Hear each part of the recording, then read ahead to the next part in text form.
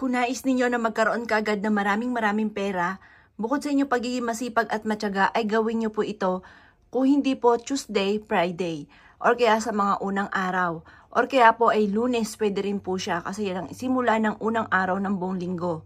Mainam po na kumuha ka ng powder na cinnamon. At pagkatapos ay mag-wish ka na mula sa inyong pong puso. Sabihin niyo po sa pamamagitan ng sipag at tiyaga at pananalig sa itaas at ganoon din sa pampaswerte na cinnamon na ito ay higit ako na makaka-attract ng swerte lalo na sa pera. Kailanman na hindi na ako mamumblema sa pera. Siksik-liglig at umapot, napakaraming pera araw-araw ang darating sa akin. Kung ikaw ay may negosyo, i-wish po dito na araw-araw ka na magkaroon ng malaking benta. Pwede niyo rin po itong hipan sa inyo pong tindahan, sa harapan ng tindahan, or kaya po sa may pintuan ng inyong tindahan. Pwede rin naman ito sa loob ng inyong puntahanan, sa may pintuan na main door. Pwede rin na ito sa labas mga bossing.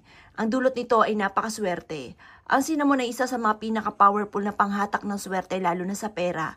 Ang aroma po nito ay nagtatawag ng pera. Ang aroma po nito ay nagtatawag ng swerte. Magsusunod-sunod ang mga blessing na darating sa inyo matapos nyo po itong gawin. I-mindset nyo na kayo po ay suswertihin. I-mindset nyo na kayo po ay kailanman na hindi na mamumblema sa pera. I-mindset nyo na makakabayad ka kaagad sa utang at hindi ka na muli mangungutang pa. At ang inyo pong wallet ay pwede nyo ring haplusan ng cinnamon. Pwede rin naman pong haplusan ninyo ng cinnamon ang inyo pong lagayan ng pera. Ang inyo pong kaha. Ito po ay magdudulot na maraming benta araw-araw. Basta ugaliin ang laging pagsasabi na ngayong araw na ito ay magkakaroon ako ng napakaraming pera. Ganon ang inyo pong gagawin na walang gamit na sana, direct to the point.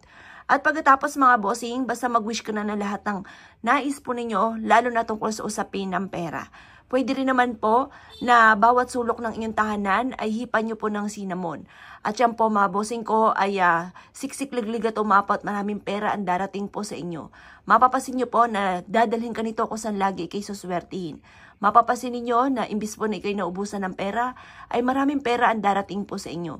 Basta lagi kang positive. Kapag ginagawa nyo po ito, i-mindset nyo na magiging matagumpay ka. Pagtapos nyo po itong sabihin na lahat ang gusto po ninyo ay saka nyo po siya hihipan. Magkakaroon ako ng napakaraming pera.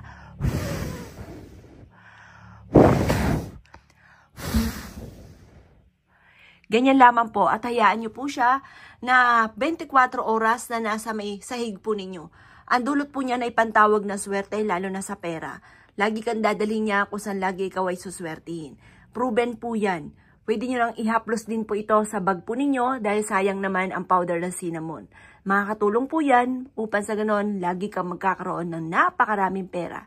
Asya mga boss, kung ikay gagawa ng itong mga pamamaraan, good luck po sa inyo po lahat.